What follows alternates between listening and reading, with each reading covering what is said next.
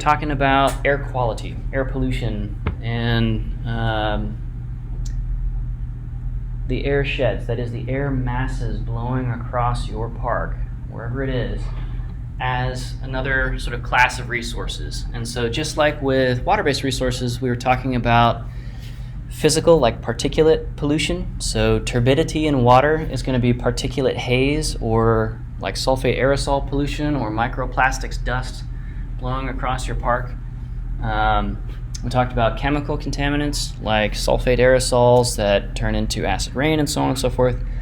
And then we kind of got as far as talking about temperature layers that trap and concentrate those toxins or environmental pollutants in your park, depending on your park's topographic resources and arrangement. So wind is constantly pushing masses of air across your park, and mountain ranges are constantly resisting and channeling or funneling or directing, shaping the way that the fluid masses or boluses of air, bolus is just Latin for ball, big chunks of air.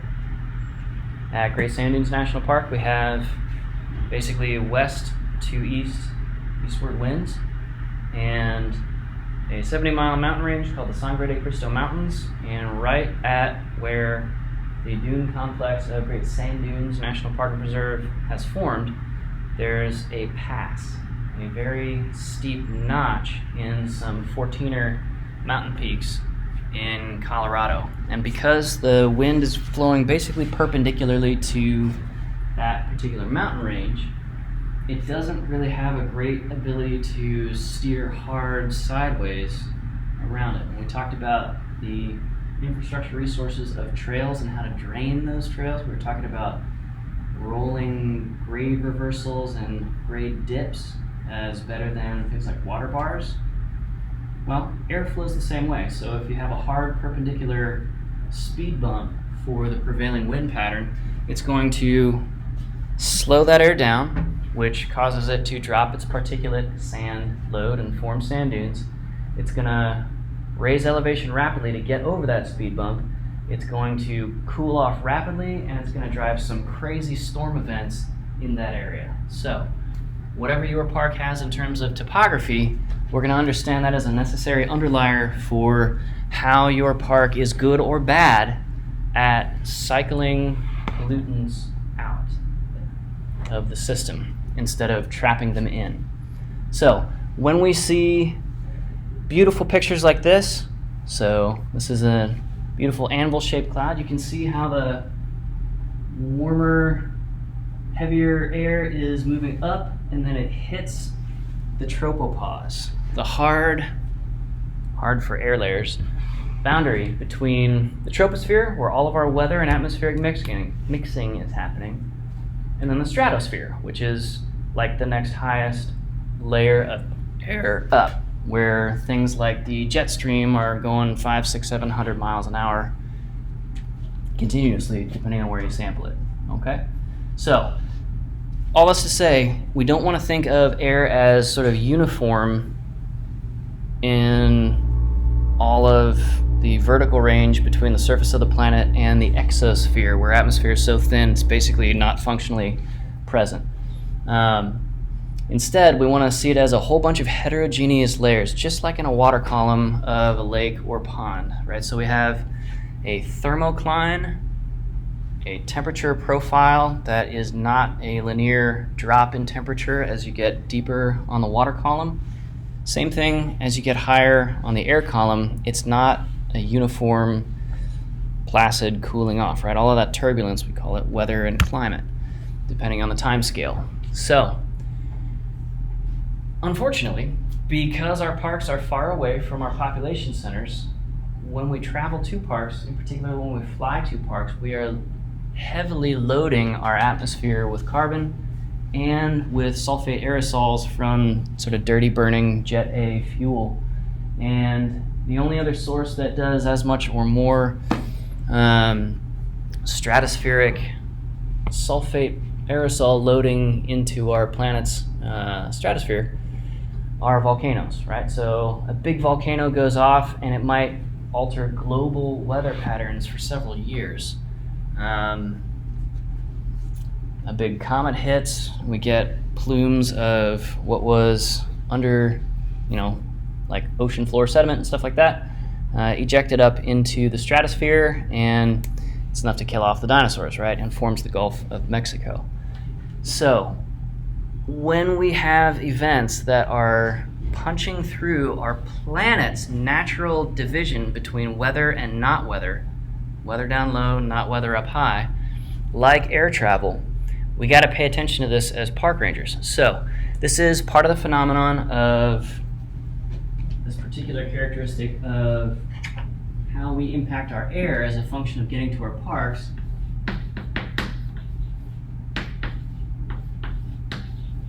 We call this in professional circles loving the parks to death. So we show up, we enjoy the park, and we polluted the planet a little bit to get there. We damage the park in all of the small ways, person by person, potentially, that we've been talking about all semester. And the park is a little bit degraded from each person's presence, potentially, if left unmanaged, and so forth. So loving to death is a thing that can happen. And in the so-called golden era, the history of parks in the United States from really about 1955 to 1985, when there was exponential visitation growth to parks as our population was growing exponentially, and our access to parks was growing exponentially with things like the Eisenhower Interstate System and post-World War II air travel just booming. This was an issue. We caused a lot of permanent damage to parks in an early and less informed effort to get a lot of people to parks kind of at all costs, right? And now we are taking a different approach to that. So when we're talking about physical particulate pollution, we're talking about aerosols, which are solid particles in a solution of air, okay? So, for example, diesel particles out the back of somebody rolling coal, or sulfate aerosol particles coming out of a volcanic vent, or out of a plane's engines, or out of smokestacks and whatever. That stuff combines with atmospheric water.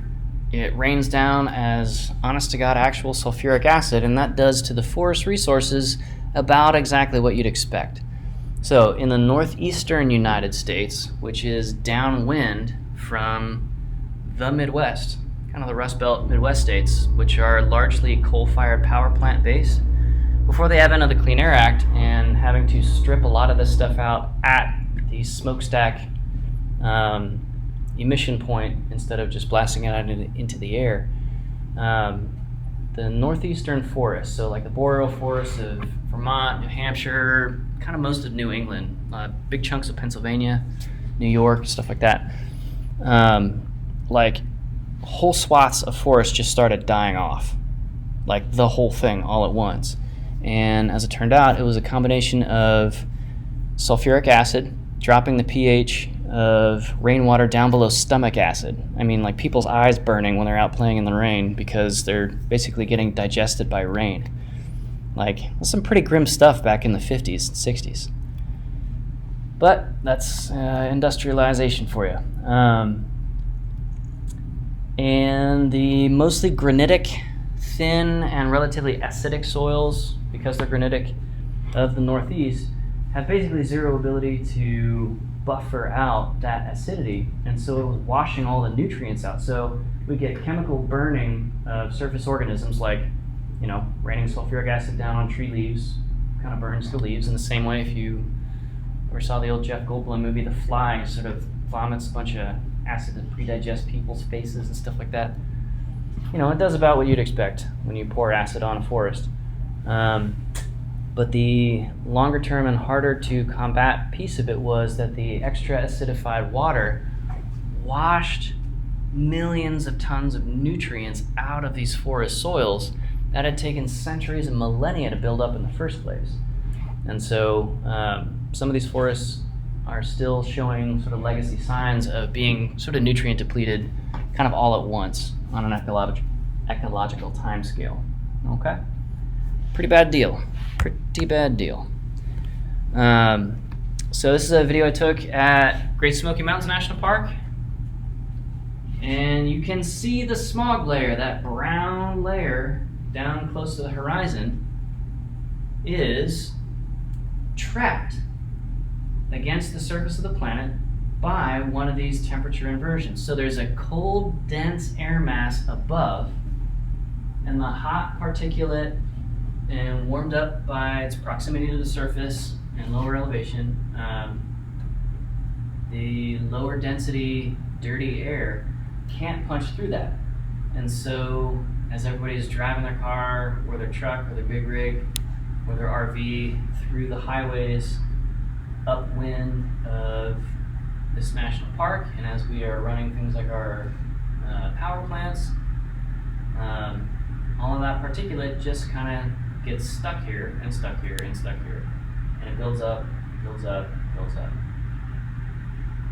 to the point that people with COPD, chronic obstructive pulmonary disorder, from a lifetime of smoking or living downwind from factories or something, or like a congenital problem,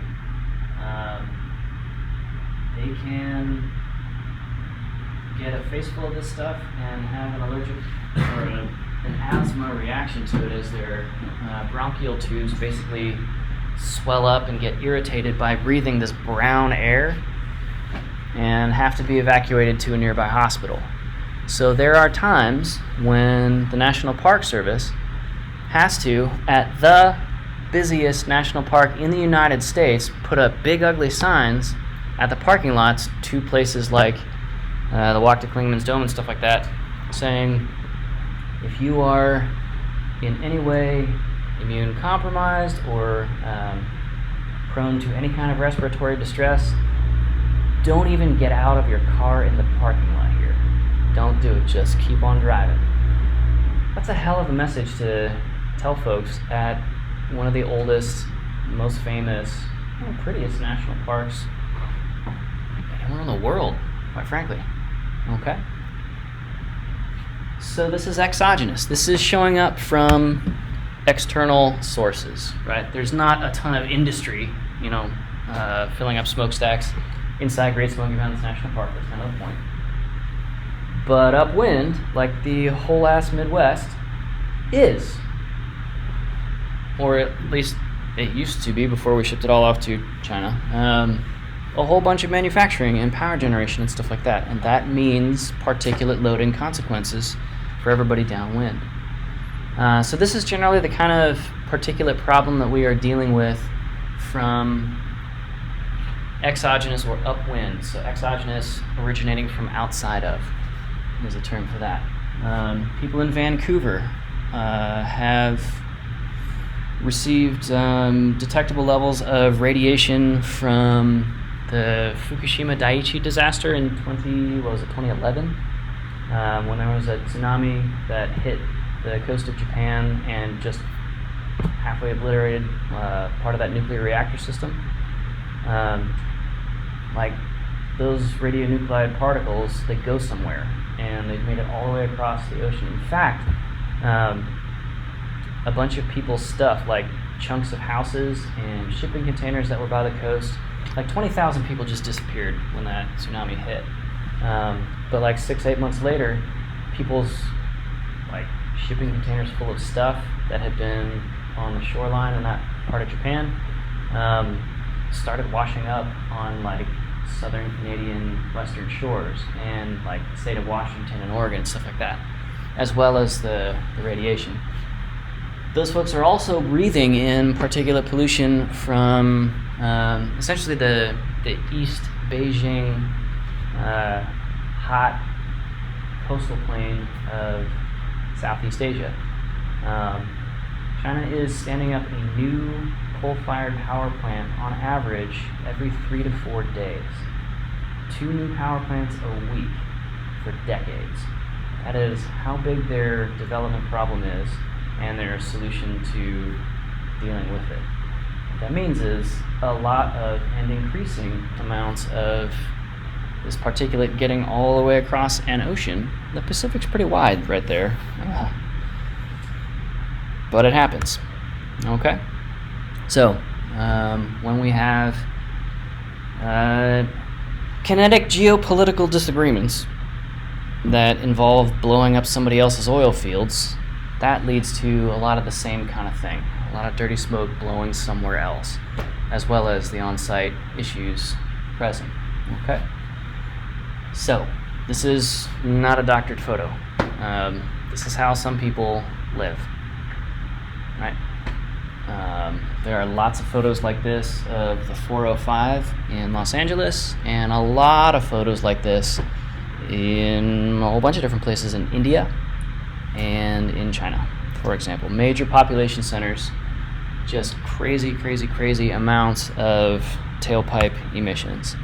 Okay, so we all get the sense of what that's like. You can also take a look at forest fires, in particular wildfires, right? Managed burns are managed partially, or one of the primary benefits or needs of a controlled burn is to manage the plume of smoke. Like, we care about where the fire on the ground is going, but we really care about where that big caterpillar of death and destruction is going to go up and blow downwind and cool off, spread out a little bit, and then if it hits a temperature inversion or if it hits a mountain range or something like that, anybody that's there is going to get smoked out, and not in the cool way, right? So this is why we don't want fires named after us as burn bosses and stuff like that, right? It's often typically the smoke issue for nearby communities more than it is the actual burn. Again, for a control burn, if it's a wildfire, right, it's unfortunate. Nobody wanted that in the first place, and we just got to deal with it. But to a lesser extent, especially in some places where we can have steep walled valleys, so think if this is your park or not. Do you have steep walled valleys where camping is popular and airflow is constrained? You can have some of those same respiratory events in some of your visitors if you have enough sort of medium to poor combusting, so low temperature campfires, basically blowing smoke across all of the other campsites downwind. So let's talk for just a second about airflow. A couple of principles. We didn't cover katabatic or adiabatic airflow last time, did we? I don't think we did. Those terms ring a bell, anybody? All right. I do such a great job of explaining it, you definitely would have remembered if I had talked about it. So, all right, we have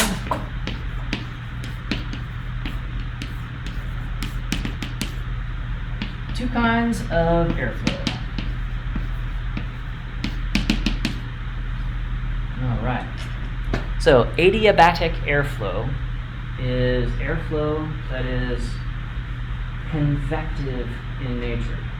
You heat up an air source, an air mass, like Death Valley, because the ground is really hot and it's low elevation, so gravity is squeezing all of those air molecules closer together, and that leads to higher heat, which is why humans cannot mine below a certain depth in the crust, because the air pressure heats up the air so much. It's not that we're like close to the magma molten core nickel heart of the earth.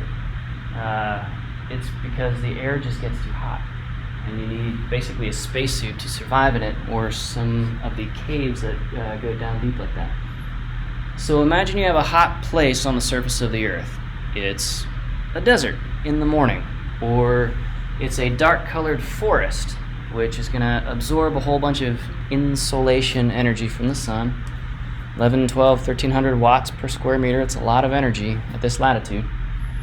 It's going to heat up some of that air with radiative heat, so infrared energy bounced or emitted off of the heating up trees or desert floor, warms up the air nearby. As you warm up the air, just like in a hot air balloon, when you turn on the burner, hot air wants to expand and rise. It only wants to rise because air is a fluid, and if you have dense air with warm air underneath it, it wants to rise up to where the density of air is equalized. So, adiabatic expansion means in the morning, air is typically flowing up a slope, and it is bringing air as it is warming up to higher elevations, okay? In certain real steep walled valleys, if they're like aimed exactly the right direction to catch the sun really well, and it's like a dark substrate, like a dark granite mineral or something like that, you can get a 5 or 10 mile an hour wind just from this effect. That's pretty recognizable, and it's an every morning kind of a thing.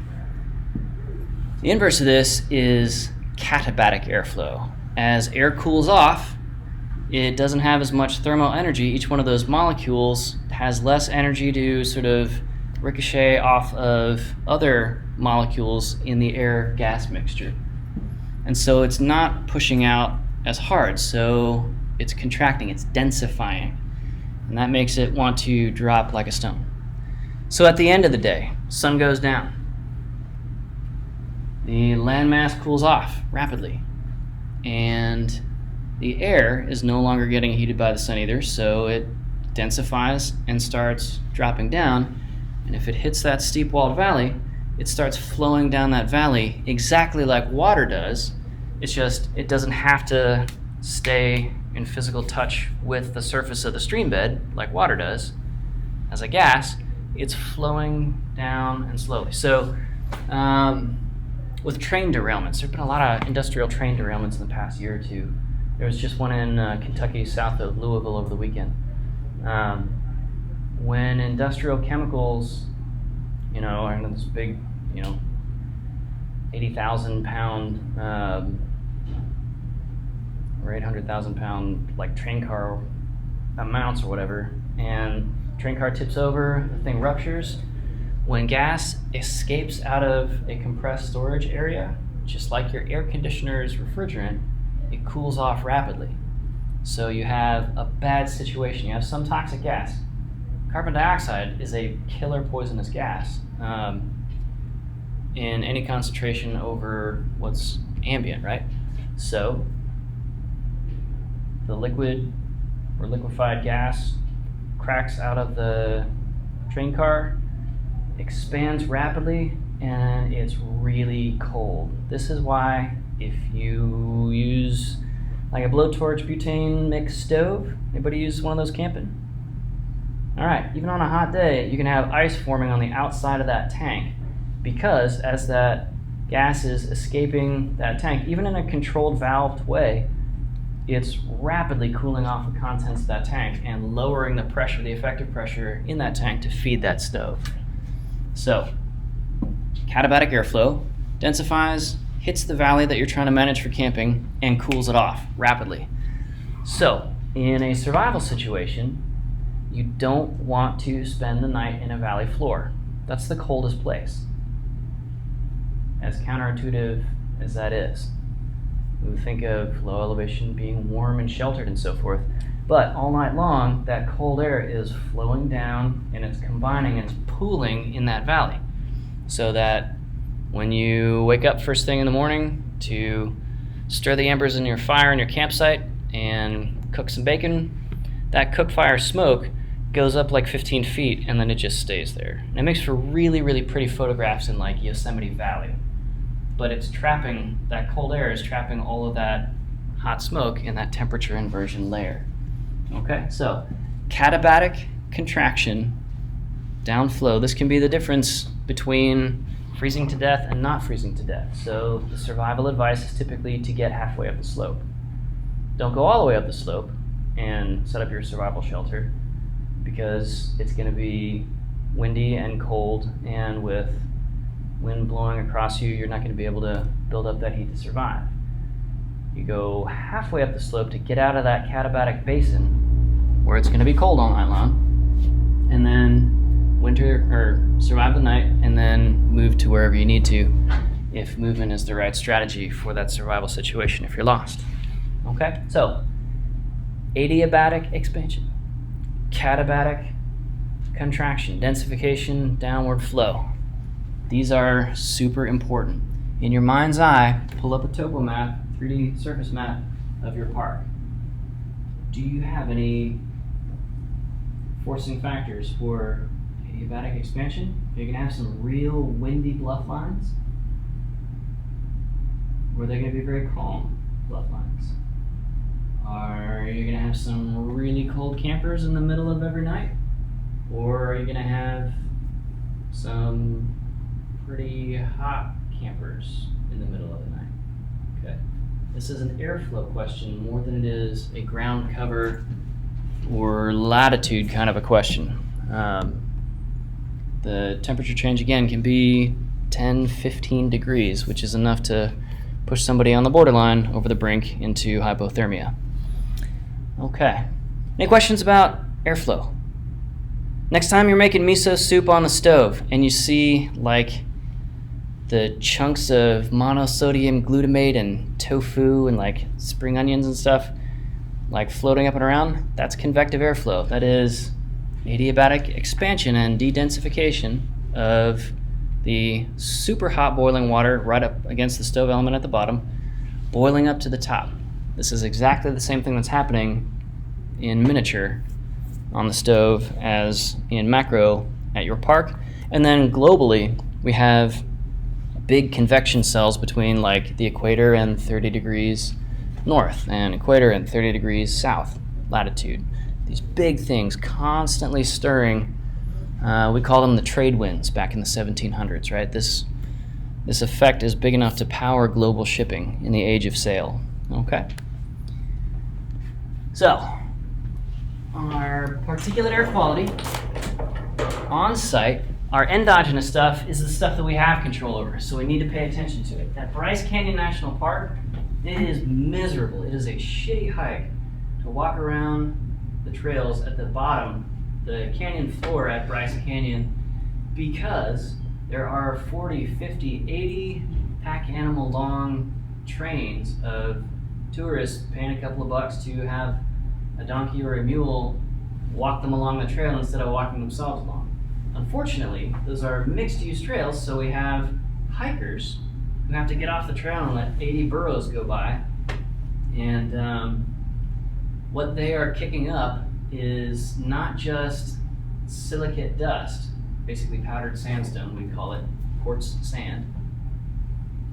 They're also kicking up all of those fecocoliform everythings in all of the droppings that the previous wave of 80 or 100 burros, horses, mules, whatever, left behind and got dried out in that basically desert basin. So, if you want to imagine the gnarliest sinus infection you could possibly have, think about going for a walk at the bottom of Bryce Canyon in the middle of summer. It's no bueno. It's a really pretty hike. It's a really pretty hike. But it is awful.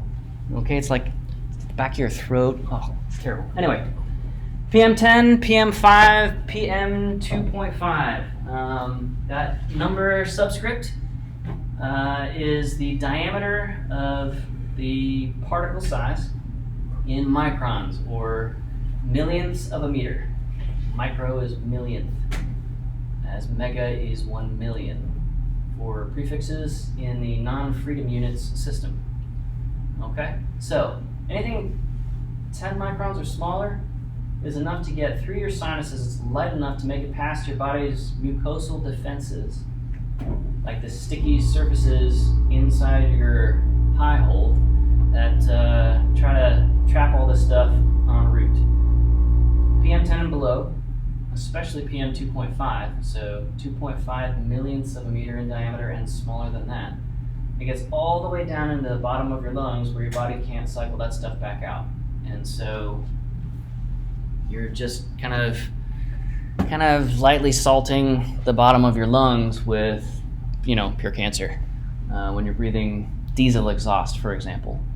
And then when it is silicon dust, silicon dioxide basically is one or a couple of atoms of silicon dioxide, a tiny little quartz crystal, a little bit of a powdered sand, you can get silicosis. And silicosis is just the soft and spongy material of your lungs, the alveolar sacs, getting continuously shredded and never stopping by each of those crystals that gets in your lungs.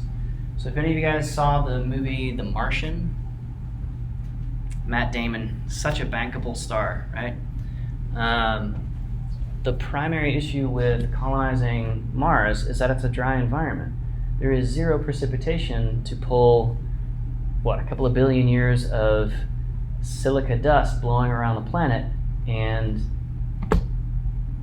that stuff's going to get through your airlock to your Mars colony and shred everybody's lungs from the inside. There's no cure for this. There's not even a treatment for it. You just have your lungs sort of box cuttered from the inside continuously after you breathe in that powdered sand. Okay? It's called silicosis. You see it very occasionally in like rock quarries for folks not wearing PPE.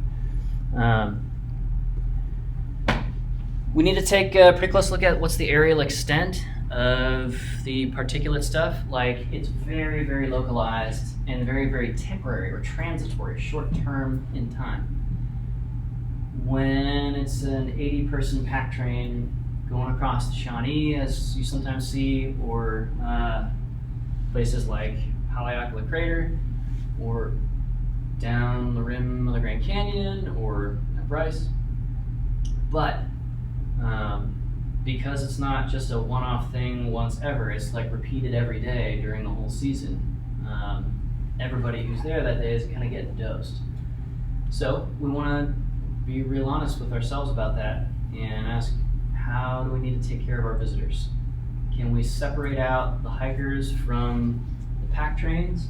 Well, in the Grand Canyon, you don't really have a lot of options, right? There are a couple of trails that go down from South Rim Village. Like there's the South Rim Trail, there's the Bright Angel Trail, and maybe one other, and that's really about it. Because there's just not a lot of places to scale that vertical mile down to the Colorado River. So the question is, can we separate this out in space? Can we put people on a different trail network and keep their lungs healthy? Can we space it out in time? Like, all of the pack trains have to leave first thing in the morning, and that's just a stipulation of their contract. So that the rest of the day, everybody else can walk around and not be breathing facefuls of burrow droppings and a bunch of silica dust. Okay? So, we refer to this as zoning in space or time. This is going to be under our strategy of increasing supply in effective terms. It's increasing supply of the resource or the experience in real terms when we put our hikers on a separate new trail network. It's expensive, but it fixes the problem basically permanently. And hopefully those hikers are upwind of the burrows. That's a improvement in real supply, an increase in actual trail miles available to different kinds of users. An increase in effective supply is the other half of that strategy, where we separate folks in time. We don't build a second trail network because there is no space for a second trail network like the Grand Canyon, and we separate out folks from one activity or one mode of transport. You guys are doing first thing in the morning and last thing before sunset, and everybody else gets this trail network, at least at the trailheads, kind of the rest of the day. And done right, that's just kind of invisible to visitors. Now, when you go to the Grand Canyon and you have your $15 coffee at El Tovar, and then a nice, leisurely breakfast, and then think about hiking a couple hundred yards down Bright Angel Trail, you just go do it. And the pack trains have already left a while ago. And the people who are hiking down to do a rim to rim or rim to rim to rim hike, they're leaving at like 2, 3, 4 in the morning. They're also missing those pack trains. So in a way, you're kind of playing air traffic controller, so to speak, with your hikers versus your horses, for example. That's an increase in effective supply by separating people out in time, not in space. And again, since most visitors aren't really thinking about it, it's just kind of how it is. All right, we made our reservation 6 months ago to ride this horse train down, and it pulls out with or without us down to the canyon at 07:45, and if we're there, great. If we're not, oh well.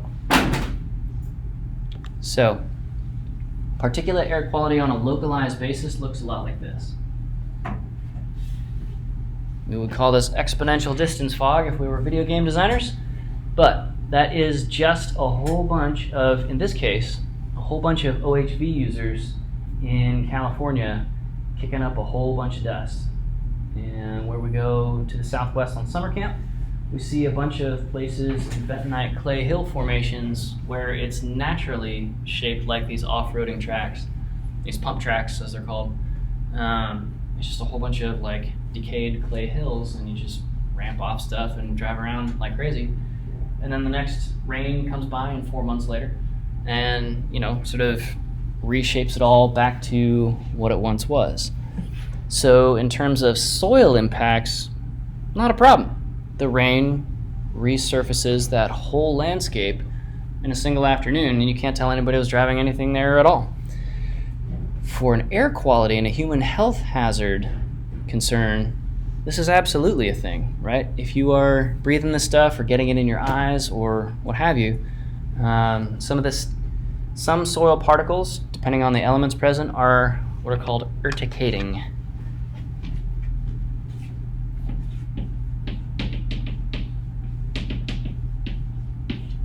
This is a vocab term for chemically irritating to human tissue.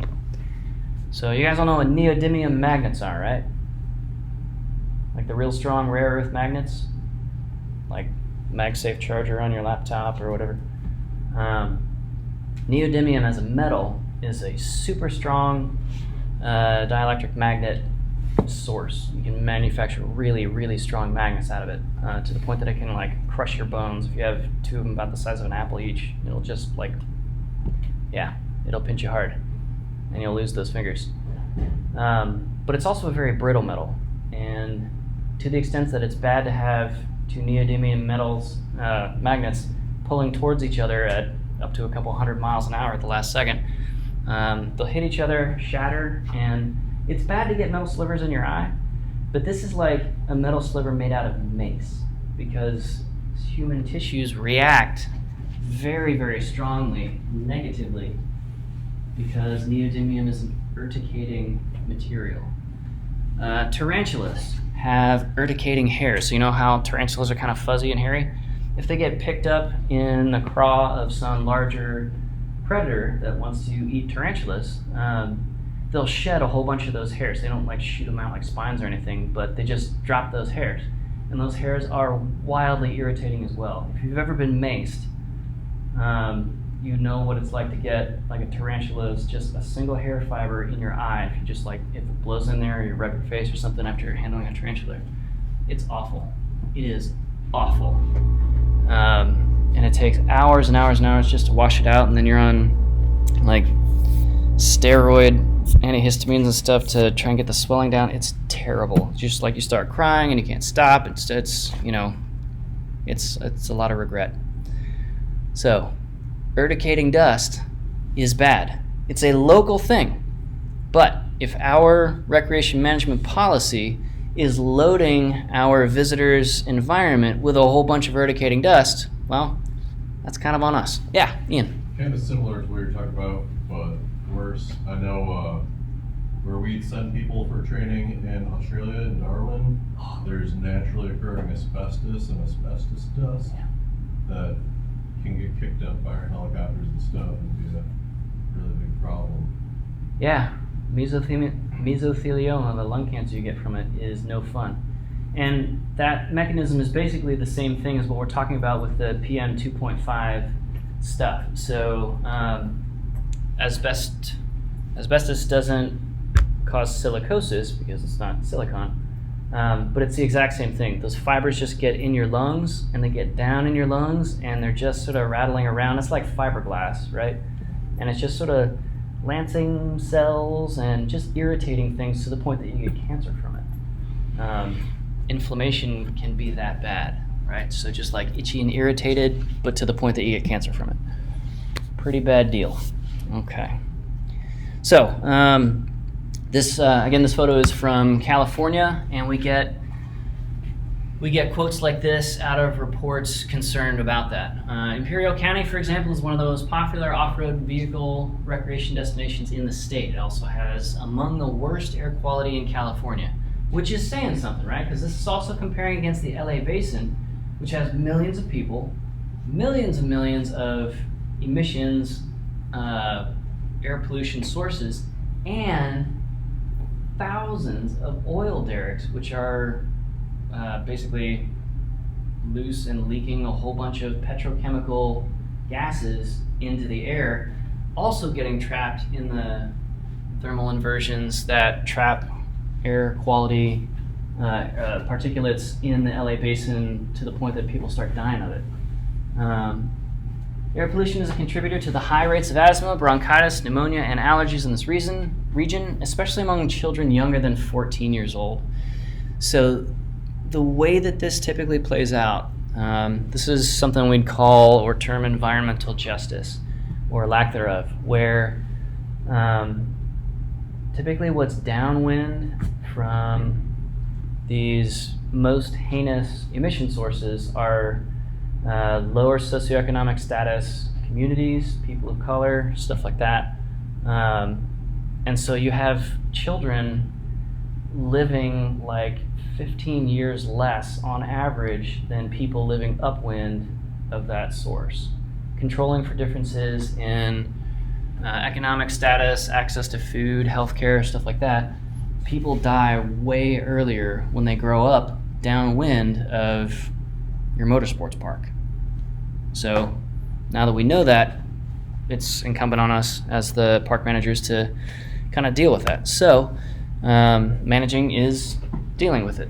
And this is gonna basically boil down to, like, we're talking about burros and horses and stuff, but fossil fuel powered recreation, and coming up soon, to be quite honest, battery powered motorized recreation is going to continue this just as much, if not worse.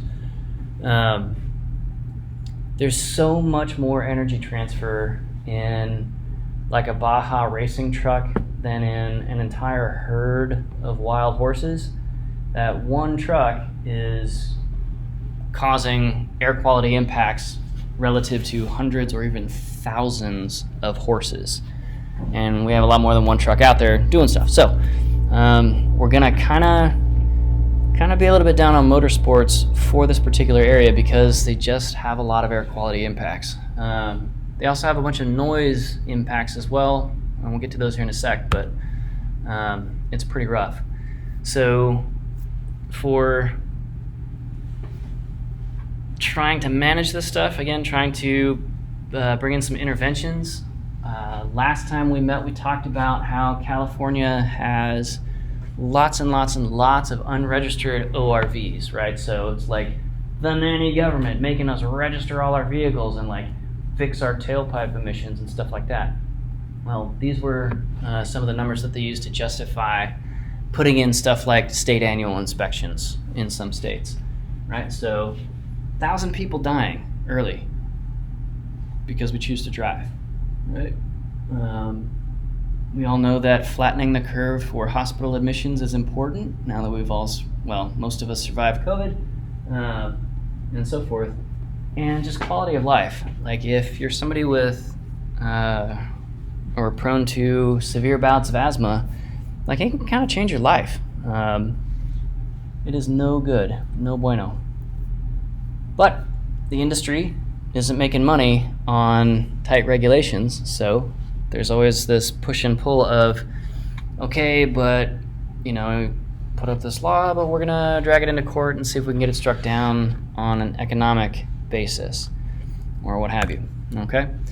So, for best management practices, we plant trees.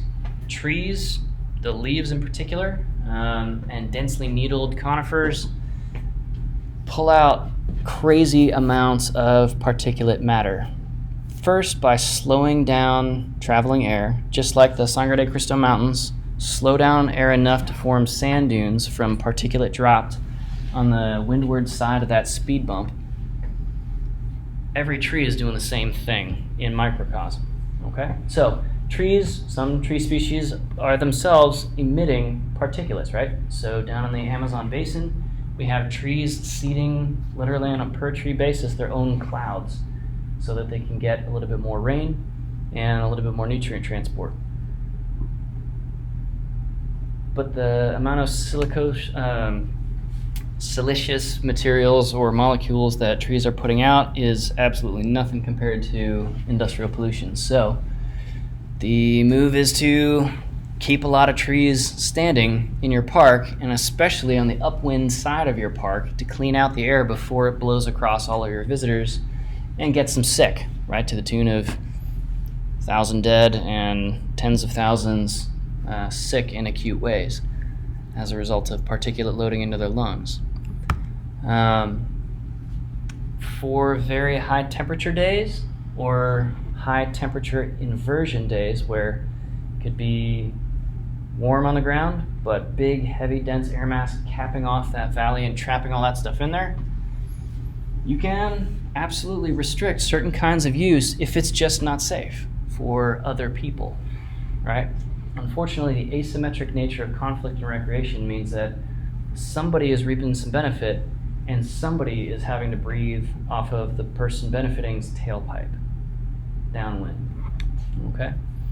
So it's fair to, for the protection of people downwind, just temporarily curtail activities and let everybody know as early as you can, right? If your visitors want to do a bunch of gnarly off-roading in your park, you gotta manage expectations beforehand and say, hey, you need to know that sometimes we have these crazy temperature inversions, trapping pollution right here in our park. And on those days, we want to keep grandma and grandpa alive.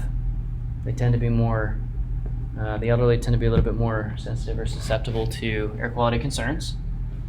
And if you want to bring your noisy, oil-burning, two-stroke dirt bike, don't. And then stuff like emissions rules, but that's typically more of a state or a federal thing. Okay, so we got a couple of visual reminders here. Katabatic airflow flowing down into valleys. Instead of, if this were a temperature equilibrated fog, it would just continue flowing straight forward. Okay. So this is also katabatic flow. This is what the clouds look like coming over the ridge at Sangre de Cristos or at Haleakala at 10,000 feet. The clouds are just trying to creep up and get over as the wind blows over a big mountain. Weather systems that are particular to ridges in your park are called lenticular systems, and they are wildly different than the weather report anywhere else. So it could be, if this is at 10,000 feet at Haleakala or at 6,000 feet at the top edge of the ridge at Great Smokies, it could be storming. It could be lightning and thunder 1,000 feet below this, and it could be beautiful blue sky up above. The weather system is completely different for taller and steeper mountain systems, okay? So remember that. That's gonna play a part in your answer for our search and rescue scenarios for your park, okay? So locate those campsites, mid-slope, etc. And this is a hard one.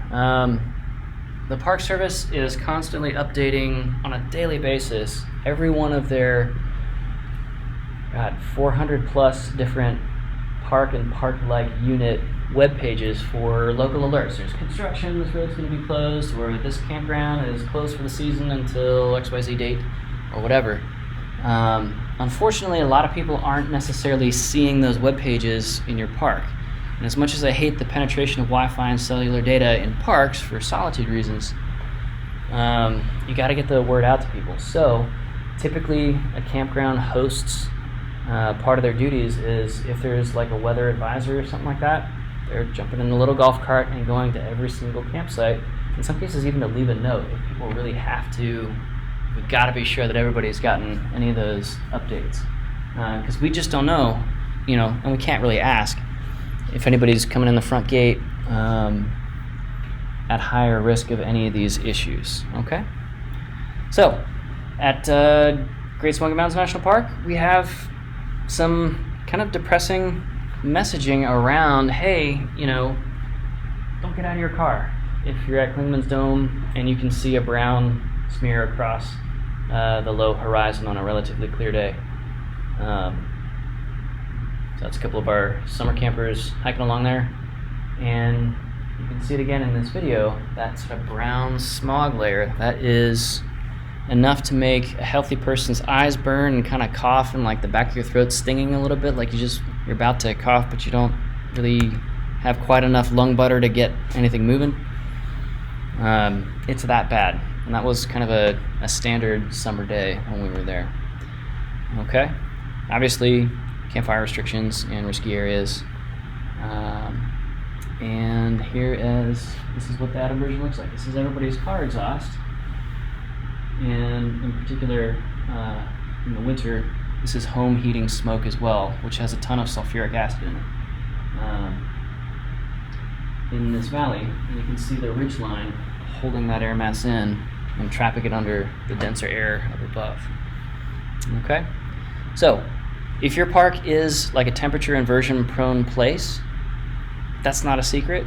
You just got to look for what direction is the prevailing wind blowing, right? Typically west-southwest to east-northeast. And do you have any mountain ranges kind of boxing that in?